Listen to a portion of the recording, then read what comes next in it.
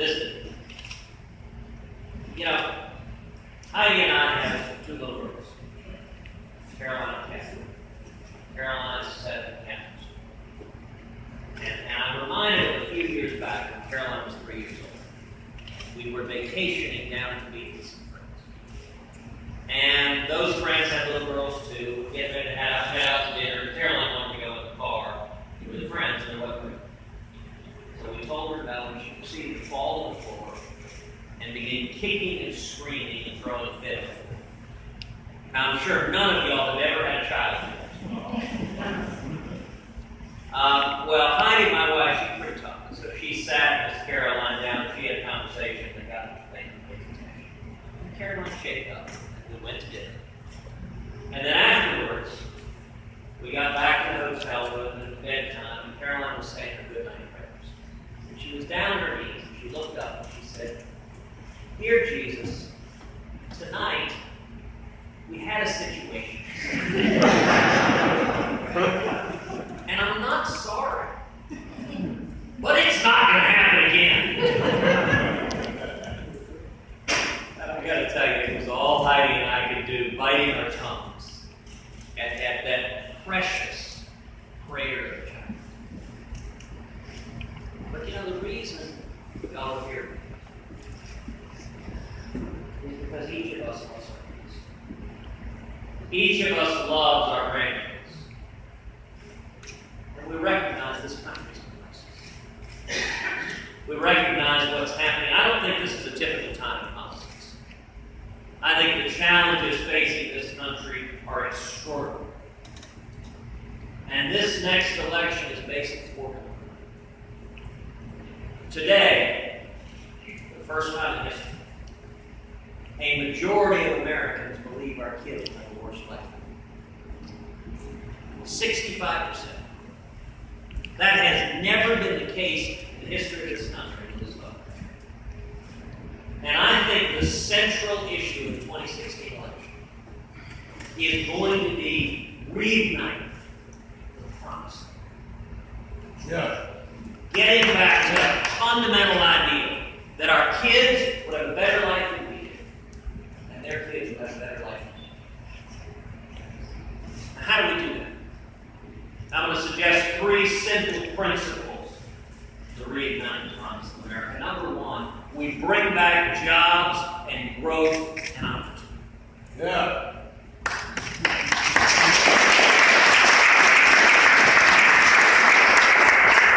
My top priority in the Senate from day 1 is economic growth.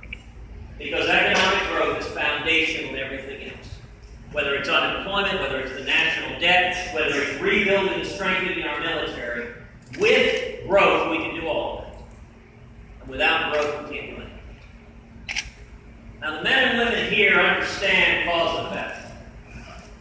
You understand that every time we pursue out-of-control spending and taxes and regulation, what happens is stagnation and misery and malaise. And likewise, every time the federal government pursues tax reform and regulatory reform, we reduce the burdens from Washington on small businesses. The result has been incredible economic growth. That was true in the 1920s, true in the 1960s, true in the 1980s. The 2 best levers, tax reform and regulatory reform. When it comes to tax reform, the tax code is incredibly burdensome. We spend roughly $500 billion a year on tax compliance, on lawyers, on accountants, on paperwork, on wasted time.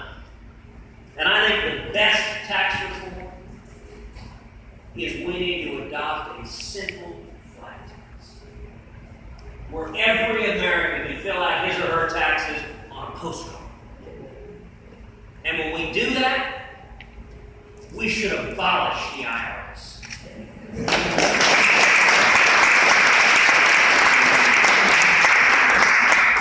There are about 90,000 employees at the IRS. We need to padlock that building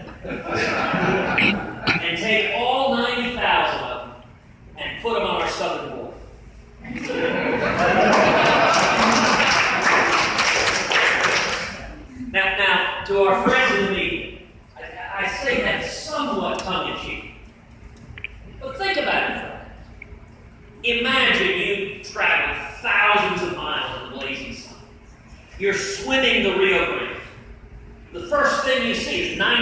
an IRS agent. You turn around and go home too. Then the second key to growth is regulatory reform. We've seen regulators from Washington descend on small businesses. You know, I was out in West Texas, and I asked folks, what's the difference between regulators and locusts? I said, the thing is, you can't use pesticide on the regulator. This old West Texas farmer, he leaned back, he said, "Want to bet?" And the most important regulatory, we need to repeal every word of Obamacare. Absolutely.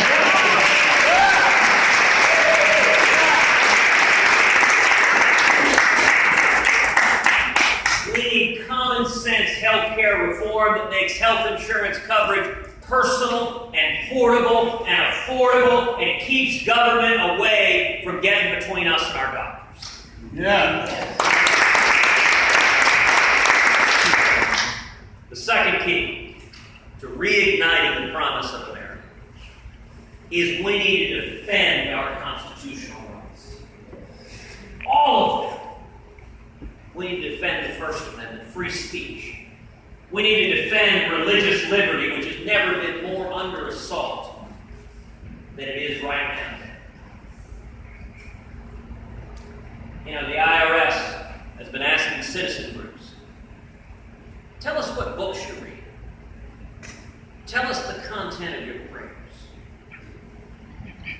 Let me tell you, the federal government has no business asking any American the content of our prayers.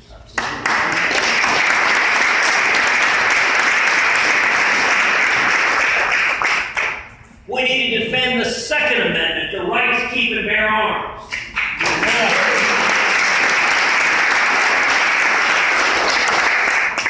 You know, Vice President Joe Biden.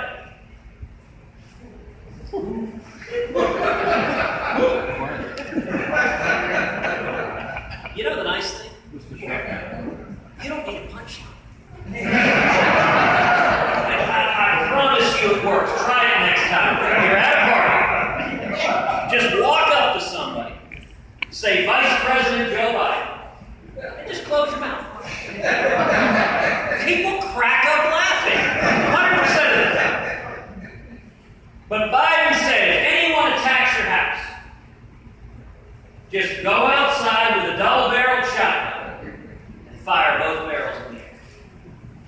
Now, that is very, very good advice. If it so happens you're being attacked by a flock of geese. Well, I gotta know there was a flock of geese out there, but I drove up, so maybe Biden was thinking of the situation here. We need to defend the Fourth and Fifth Amendments, our rights and rights. How many of y'all have your cell phones here tonight?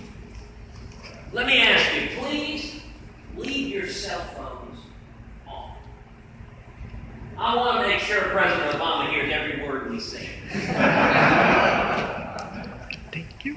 We need to defend the 10th Amendment. Or as President Obama calls it, what?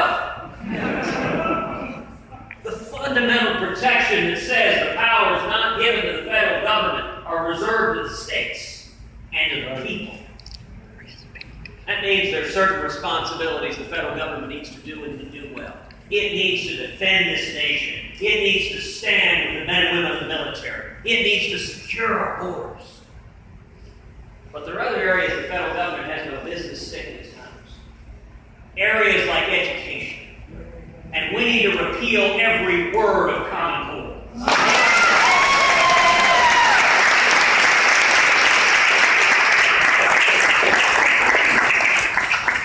Education is too important for it to be dictated by some unelected bureaucrat in Washington. It needs to be at the state level, or even better, at the local level, where parents have direct control over what's being taught to our kids.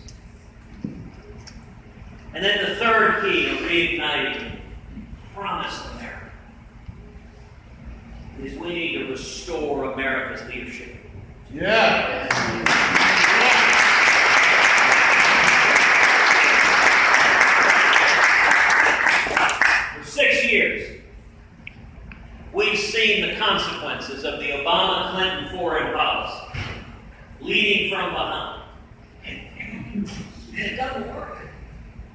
The world is a much, much more dangerous place. Our friends and allies, they don't trust us anymore.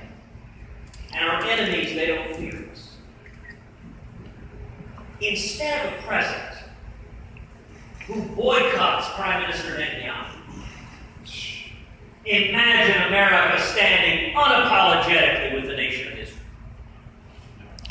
Imagine a commander-in-chief who stands up and says, "We will defeat radical Islamic terrorism."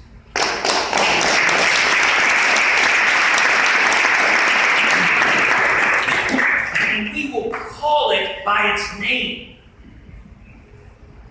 Imagine a president who says, "Under no circumstances will we allow the nation of Iran to acquire nuclear weapons." Now, many of y'all may be thinking, well, these principles make sense. They're basic common sense, but how do we make them happen? How do we change the course we're on? Well, listen. If y'all remember nothing that I say tonight, well, you may have spent too long at happy hour. But if you remember just one thing I say tonight, let it be this: that I am powerfully, that I am profoundly, that I am deeply optimistic. I think as dire as things have gotten, people are waking up. All over New Hampshire, all over this country, people are waking up and saying, this doesn't make sense. What we're doing isn't working. And we got to get back to the free market principles and constitutional liberties that made America great. You know, the book of Ecclesiastes tells us there's nothing new under the sun. I think where we are today is very, very much like the late 1970s. I think the similarities between Barack Obama and Jimmy Carter are uncanny. Jimmy was better. A lot of force to that.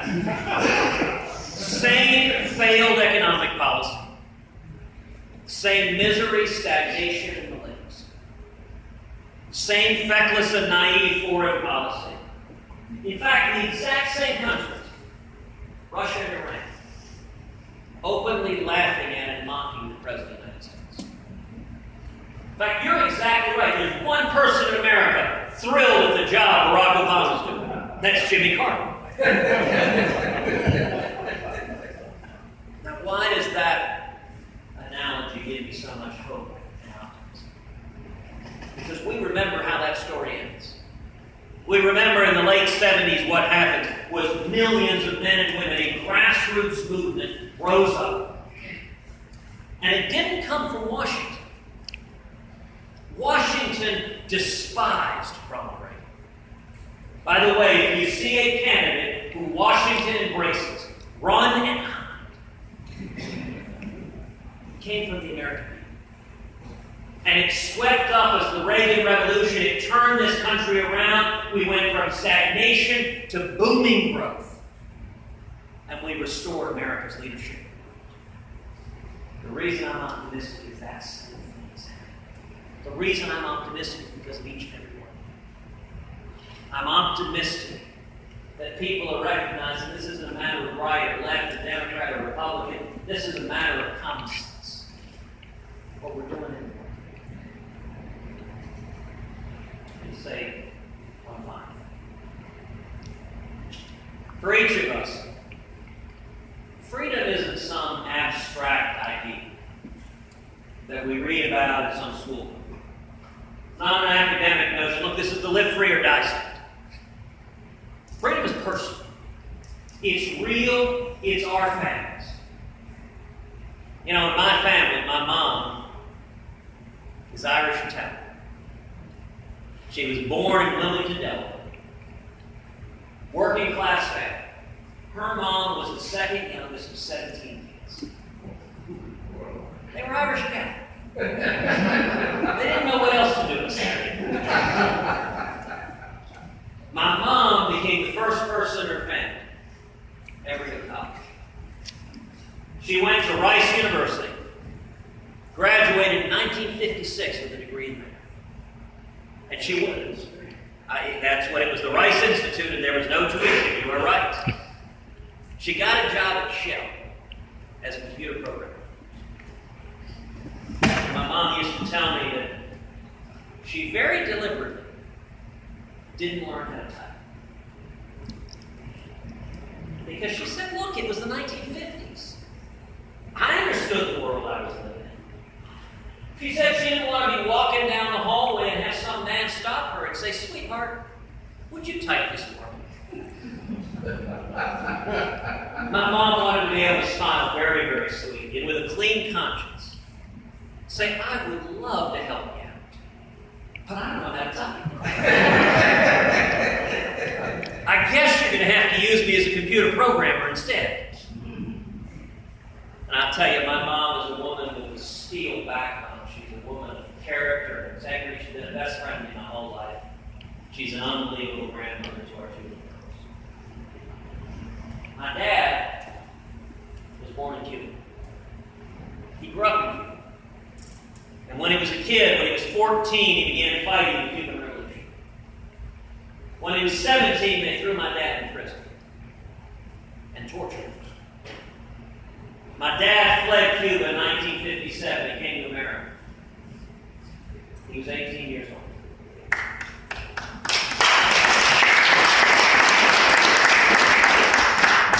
He couldn't speak English. He had $100 sewn into his underwear. Which I actually don't advise carrying money around.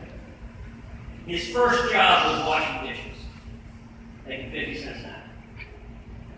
And he worked 7 days a week. He paid his way through the University of Texas.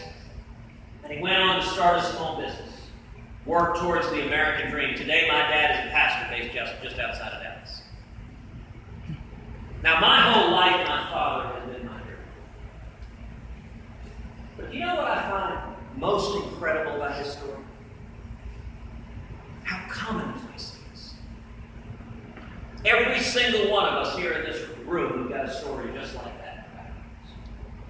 Some of us, it's us. Others, it's our parents. Others, it's our great-great-great-grandparents. But what ties Americans together is we are all the children of those who risked everything for freedom. And I think that's the fundamental DNA of what it means to be an American. Cherish and value liberty and opportunity above all else.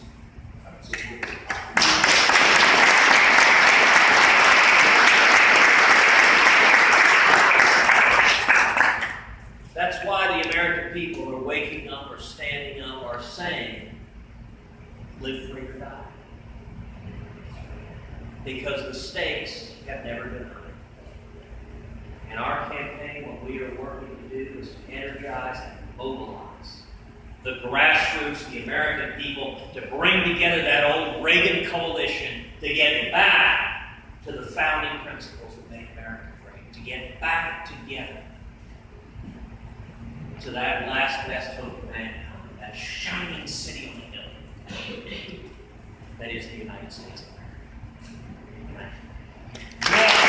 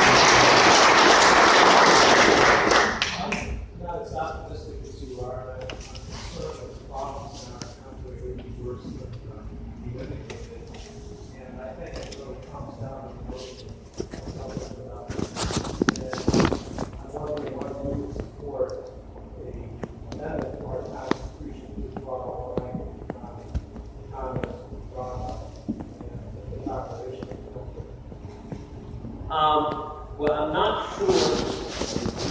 We're going to have about I'm not sure about the specific amendment you're proposing, but let me talk more broadly about the problem. You talked about people getting something about it. And there are a lot of folks who are worried about it. A lot of folks who are worried, and listen, it has been the plan of great many Democrats to try to make as many people as possible dependent on government so that they become a permanent political class to keep in the office. And a lot of people are worried that we're past that point. I'll tell you, I'm not one of them. You know, if you look back to 2012 and you ask why did Mitt Romney lose, I think you can sum it up in 2 words. 47%. And I don't just mean that comment. I mean the entire narrative of the last campaign. Mitt Romney is a good and decent man. He ran a hard campaign. But when he was at a fundraiser down in Florida and he was asked and he commented about 47% who are not currently paying income tax or in some ways dependent on government, he said, we don't have to worry. Now I got to tell you, you cannot find a sentiment in politics with which I disagree more than that statement. Listen, many of that 47%, for one thing, a good chunk of that 47% are seniors on Social Security and Medicare, and I think it's entirely wrong to construe people who paid into the system for 40 and 50 years as somehow being wrongfully dependent. So that statistic is a less than honest statistic. But even beyond that, listen, are there a handful of people who are just fundamentally lazy and don't want to work? Yes. But I think the numbers are much, much smaller than people think. And I think a great many Americans, even those who are not right now paying into the system, want to stand on their own feet. In my view, the social safety net should be a trampoline and not a hammer. That the entire point of it should be to get people back on their feet, and people want the dignity of work. You know, I've described my domestic philosophy as what I call opportunity conservatism. That every policy we think about, we talk about, should focus like a laser on opportunity, on easing the means of ascent up the economic ladder, on how it impacts the least often most. Young people, Hispanics, African Americans, single moms, people like my dad, teenage immigrants washing dishes. I try to think of every policy we're facing from that perspective. You know, my dad, when he was making 50 cents an hour, he wasn't paying a whole lot in taxes at that time. But he was filled with hopes and dreams, and he didn't intend to keep washing dishes. There are a lot of people in America filled with those hopes and dreams, and I think we need to speak. So many people are being trapped in government dependency. I'll tell you what I've said many times.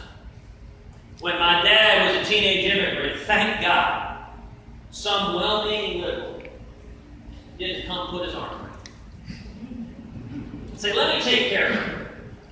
Let me give you a government check. Let me make you dependent on government. Let me sap your self-responsibility, your individual respect. And while I'm at it, I respect your culture so much. Don't bother learning English. I'm going to trap you outside of the educated professional classes in this country. Would have been the most damaging thing you could have done to that 18-year-old kid. To be honest, it would have been better if someone had come with a stick and broke his legs. That would heal. I think we need to be fighting to help people climb the economic ladder and achieve the American dream. And that ideal is there in the overwhelming majority of Americans. And I think that's the avenue to turn the country. Yes. It's been almost 55 years since we've had quote-unquote normalized relations with Cuba. You mentioned that's where you're falling from. What would the Cruz administration do with respect to travel, tourism, and trading of Cuba now that we're kind of seeing the historic dialogue coming into place with our two countries? Well, I don't agree with President Obama and what he's doing with regard to Cuba. Cuba is a communist nation, and it has been a leading sponsor of terrorism. Just today, the Obama administration took Cuba off the list of state sponsors of terrorism. Now, it wasn't too many months ago that we intercepted the Panama Canal, a Cuban ship headed to North Korea filled with arms and weapons. In Cuba, they murder and torture dissidents, and they export terrorism throughout Latin America. Now, it is my hope we see changes. But the change that is occurring right now, what we've seen with the Obama administration with regard to Cuba is the same thing we've seen with regard to Russia, with regard to Iran. The Obama-Clinton foreign policy is a policy of peace. It's a policy of saying our enemies are not really our enemies, and if only we lay down our arms and embrace and hug them and sing Kumbaya, all will be better. Look, what happened today, we've got a parallel to that. Clinton administration with North Korea, what did it do? It took them off the list of state sponsors of terrorism. It lifted the sanctions on North Korea. Just like the Obama administration is trying to do with Iran. And what happened within a few years? They used the billions of dollars for lifted sanctions to develop nuclear weapons to threaten the United States of America. You know, it's interesting. For a long time, Cuba was dependent on the Soviet Union and received enormous financial resources. When we won the Cold War, the Soviet Union fell. Cuba became dependent on Venezuela. Engaged in an exchange where Venezuela sent oil and oil revenue to Cuba to prop up the administration and to prop up the tyrannical Castro. And in exchange, Cuba sent thugs, sent army forces to go and repress the Venezuelan people. At a time when oil prices had collapsed, when Venezuela's economy was in free fall, and suddenly Cuba didn't have a lifeline anymore, that's the moment in which the Obama administration steps in to give a lifeline to those victims. I think we ought to be using our foreign policy not to support and strengthen a communist regime 90 miles off our shore, but rather trying to promote freedom in Cuba. Yes, Now, you're in the Senate, and with all of like Joliet and so forth, how come the Republicans let it go this far? Is it like Hillary's business, Benghazi, oh, so what? Can't they impeach her, or can't they stop Obama? I have a son with over 19 years in the Coast Guard. He said if they wanted to, they could stop, spend a month to fight the drug cartel down there. Texas Rio Grande at Amsterdam, Congressman down, and he they used to get on the ship. The home was spent 44 days down 1 month, so every Americans would see that. He used to go down to Cuba and pick up the Haitian boat people, Colombian brother, and what he studied about where it's going to ship that the most sophisticated job in Britain. Now, why can't you fellows are there? Now, why should I vote? I'm thinking of right now Scott, Walker, or that Fareed, someone outside. And I like what the message is great, but what have they done? They let it go this far? It's a shame. You've got everything, you've got your medical care, they let it go. You've got the borders, my son said, and what he can't tell me a lot of stuff, but he says, both parties seem to be doing just, he said, Obama's smart. He's doing to this country just what he wants to do. And we're slipping into socialism, if not communism. And you're not letting it happen. In fact, my son mentioned before the last election, he was afraid Hillary or Obama would get it. He said he was hoping Bush would get into,